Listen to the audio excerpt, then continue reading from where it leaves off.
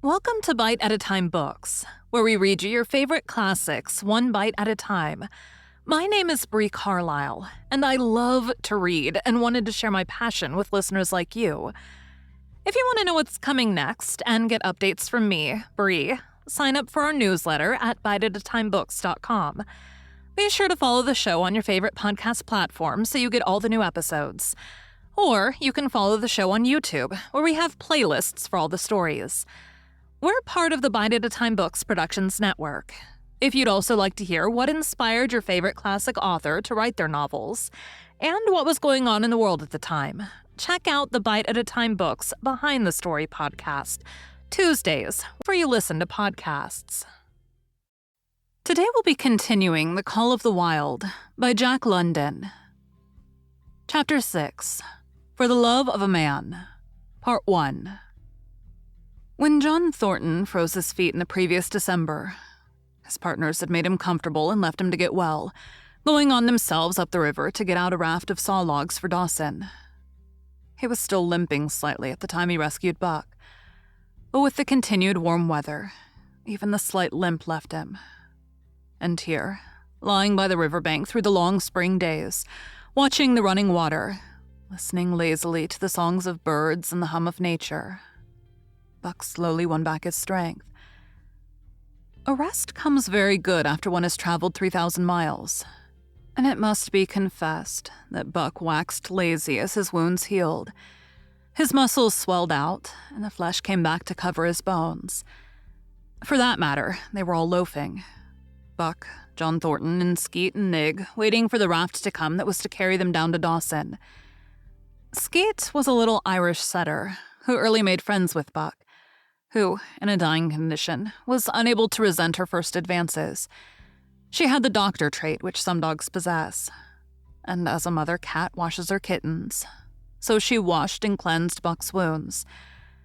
Regularly each morning after he had finished his breakfast, she performed her self-appointed task till he came to look for her ministrations as much as he did for Thornton's. Nig, equally friendly, though less demonstrative, was a huge black dog, half bloodhound and half deerhound, with eyes that laughed and a boundless good nature. To Buck's surprise, these dogs manifested no jealousy toward him. They seemed to share the kindliness and largeness of John Thornton. As Buck grew stronger, they enticed him into all sorts of ridiculous games, in which Thornton himself could not forbear to join. And in this fashion, Buck romped through his convalescence and into a new existence. Love. Genuine, passionate love was his for the first time. This he had never experienced at Judge Miller's down in the sun-kissed Santa Clara Valley. With the judge's sons, hunting and tramping, it had been a working partnership. With the judge's grandsons, a sort of pompous guardianship. And with the judge himself, a stately and dignified friendship. But love that was feverish and burning, that was adoration, that was madness, it had taken John Thornton to arouse. This man had saved his life, which was something, but further, he was the ideal master. Other men saw to the welfare of their dogs from a sense of duty and business expediency. He saw to the welfare of his as if they were his own children, because he could not help it. And he saw further. He never forgot a kindly greeting or a cheering word, and to sit down for a long talk with them. Gas, he called it, was as much his delight as theirs. He had a way of taking Buck's head roughly between his hands and resting his own head upon Buck's, of shaking him back and forth, the while calling him ill names that to Buck were love names.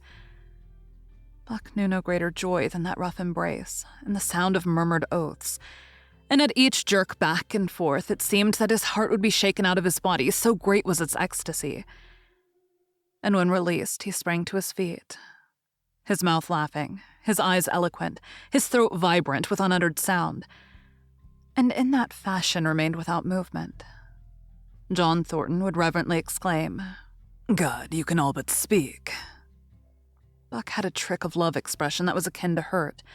He would often seize Thornton's hand in his mouth and close so fiercely that the flesh bore the impress of his teeth for some time afterward. And as Buck understood the oaths to be love words, so the man understood this feigned bite for a caress. For the most part, however, Buck's love was expressed in adoration. While he went wild with happiness when Thornton touched him or spoke to him, he did not seek these tokens. Unlike Skeet, who was wont to shove her nose under Thornton's hand and nudge till petted, or Nig, who would stalk up and rest his great head on Thornton's knee, Buck was content to adore at a distance. He would lie by the hour, eager, alert at Thornton's feet, looking up into his face, dwelling upon it, studying it, following with keenest interest each fleeting expression, every movement or change of feature. Or, as chance might have it, he would lie farther away, to the side or rear, watching the outlines of the man and the occasional movements of his body. And often, such was the communion in which they lived, the strength of Buck's gaze would draw John Thornton's head around, and he would return the gaze without speech, his heart shining out of his eyes as Buck's heart shone out. For a long time after his rescue, Buck did not like Thornton to get out of his sight. From the moment he left the tent to when he entered it again, Buck would follow at his heels. His transient masters since he had come into the Northland had bred in him a fear that no master could be permanent. He was afraid that Thornton would pass out of his life as Perrault and Francois and the Scotch half-breed had passed out. Even in the night, in his dreams, he was haunted by this fear. At such times, he would shake off sleep and creep through the chill to the flap of the tent, where he would stand and listen to the sound of his master's breathing. But in spite of this great love he bore John Thornton, which seemed to bespeak the soft civilizing influence, the strain of the primitive which the Northland had aroused in him remained alive and active. Faithfulness and devotion. Things born of fire and roof were his, yet he retained his wildness and wiliness. He was a thing of the wild, come in from the wild to sit by John Thornton's fire, rather than a dog of the soft Southland stamped with the marks of generations of civilization. Because of his very great love, he could not steal from this man. But from any other man, in any other camp, he did not hesitate an instant, while the cunning with which he stole enabled him to escape detection. His face and body were scored by the teeth of many dogs, and he fought as fiercely as ever and more shrewdly. Skeet and Nig were too good-natured for quarreling. Besides, they belonged to John Thornton. But the strange dog, no matter what the breed or valor, swiftly acknowledged Buck's supremacy or found himself struggling for life with a terrible antagonist. And Buck was merciless. He had learned well the law of club and fang, and he never forewent an advantage or drew back from a foe he had started on the way to death. He had lessoned from Spitz and from the chief fighting dogs of the police and mail. He knew there was no middle course. He must master or be mastered. While to show mercy was a weakness. Mercy did not exist in the primordial life. It was misunderstood for fear, and such misunderstandings made for death. Kill or be killed, eat or be eaten was the law. And this mandate, down out of the depths of time, he obeyed. He was older than the days he had seen and the breaths he had drawn. He linked the past with the present, and the eternity behind him throbbed through him in a mighty rhythm to which he swayed as the tides and seasons swayed. He sat by John Thornton's fire, a broad-breasted dog, white-fanged and long-furred, but behind him were the shades of all manner of dogs, half-wolves and wild wolves, urgent and prompting, tasting the savor of the meat he ate, thirsting for the water he drank, scenting the wind with him, listening with him and telling him the sounds made by the wildlife in the forest, dictating his moods, directing his actions, lying down to sleep with him when he lay down, and dreaming with him and beyond him and becoming themselves the stuff of his dreams. So peremptorily did these shades beckon him, that each day mankind and the claims of mankind slipped further from him.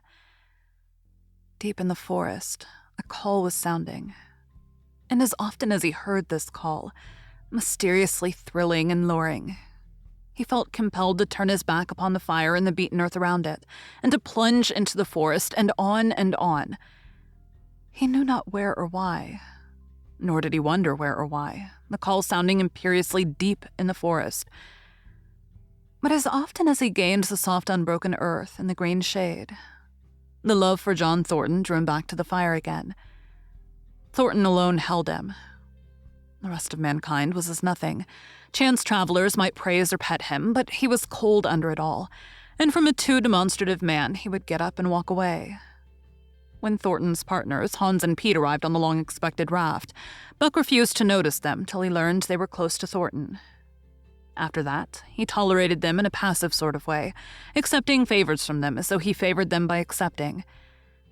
They were of the same large type as Thornton, living close to the earth, thinking simply and seeing clearly, and ere they swung the raft into the big eddy by the sawmill at Dawson, they understood Buck and his ways, and did not insist upon an intimacy such as obtained with Skeet and Nig.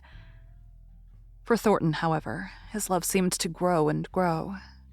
He, alone among men, could put a pack upon Buck's back in the summer traveling. Nothing was too great for Buck to do when Thornton commanded. One day, they had grub-staked themselves from the proceeds of the raft and left Dawson for the headwaters of the Tanana. The men and dogs were sitting on the crest of a cliff which fell away straight down to naked bedrock 300 feet below. John Thornton was sitting near the edge, Buck at his shoulder. A thoughtless whim seized Thornton, and he drew the attention of Hans and Pete to the experiment he had in mind. "Jump, Buck," he commanded, sweeping his arm out and over the chasm. The next instant, he was grappling with Buck on the extreme edge, while Hans and Pete were dragging them back into safety. "It's uncanny," Pete said after it was over and they had caught their speech. Thornton shook his head. "No, it is splendid, and it is terrible, too. Do you know, it sometimes makes me afraid. I'm not hankering to be the man that lays hands on you while he's around," Pete announced conclusively, nodding his head toward Buck. "Pie jingo," was Hans's contribution. "Not mineself, either." It was at Circle City, ere the year was out, that Pete's apprehensions were realized.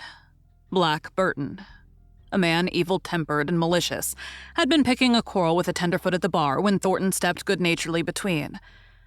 Buck, as was his custom, was lying in a corner, head on paws, watching his master's every action. Burton struck out, without warning, straight from the shoulder. Thornton was sent spinning and saved himself from falling only by clutching the rail of the bar. Those who were looking on heard what was neither bark nor yelp, but a something which is best described as a roar, and they saw Buck's body rise up in the air as he left the floor for Burton's throat.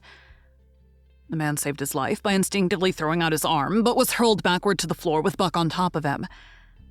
Buck loosed his teeth from the flesh of the arm and drove in again for the throat. This time the man succeeded only in partly blocking, and his throat was torn open. Then the crowd was upon Buck, and he was driven off, but while the surgeon checked the bleeding, he prowled up and down, growling furiously, attempting to rush in and being forced back by an array of hostile clubs. A miners' meeting, called on the spot, decided that the dog had sufficient provocation, and Buck was discharged. But his reputation was made, and from that day, his name spread through every camp in Alaska. Later on, in the fall of the year, he saved John Thornton's life in quite another fashion. The three partners were lining a long and narrow poling boat down a bad stretch of rapids on the 40-mile creek. Hans and Pete moved along the bank, snubbing with a thin manila rope from tree to tree, while Thornton remained in the boat, helping its descent by means of a pole and shouting directions to the shore. Buck, on the bank, worried and anxious, kept abreast of the boat, his eyes never off his master. At a particularly bad spot, where a ledge of barely submerged rocks jutted out into the river, Hans cast off the rope, and while Thornton pulled the boat out into the stream, ran down the bank with the end in his hand to snub the boat when it had cleared the ledge.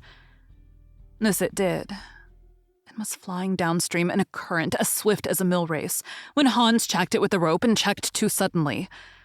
The boat flirted over and snubbed into the bank bottom up, while Thornton, flung sheer out of it, was carried downstream toward the worst part of the rapids, a stretch of wild water in which no swimmer could live. Buck had sprung in on the instant, and at the end of the 300 yards, amid a mad swirl of water, he overhauled Thornton.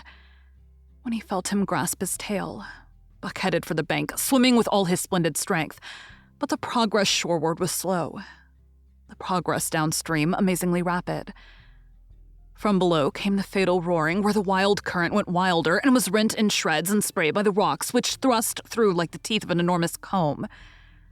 The suck of the water as it took the beginning of the last steep pitch was frightful, and Thornton knew that the shore was impossible.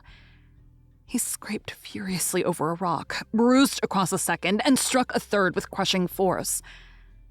He clutched its slippery top with both hands, releasing Buck, and above the roar of the churning water shouted, "Go, Buck, go!" Thank you for joining Bite at a Time Books today, while we read a bite of one of your favorite classics. Again, my name is Bree Carlile, and I hope you come back tomorrow for the next bite of The Call of the Wild. Don't forget to sign up for our newsletter at biteatatimebooks.com. You can check out the show notes or our website, biteatatimebooks.com, for the rest of the links for our show. We'd love to hear from you on social media at Bite at a Time Books.